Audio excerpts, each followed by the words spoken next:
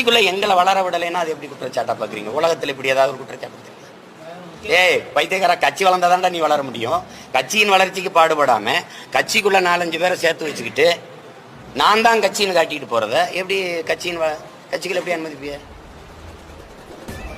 சர்வாதிகாரமா இயங்கலைன்னா இந்த கட்சி என்னைக்கு சல்லி சல்லியா போய் கதை கந்தனா இருக்குது. கட்சி 60 பேர் போற பேருந்துனாலும் ஒரு ஓட்டுநர் தான் ஓட்டணும். 1000 பேர் போற கப்பல்னாலும் ஒரு மாலுமி தான் ஓட்டணும். ஆளாளுக்கு ஓட்ட தெரியும்னு ஓட்டினா கப்பல் கரை சேராது, பேருந்து ஊர் போய் சேராது. கட்சி சுடுகாட்டுக்கு தான் போகும். புரியுதா?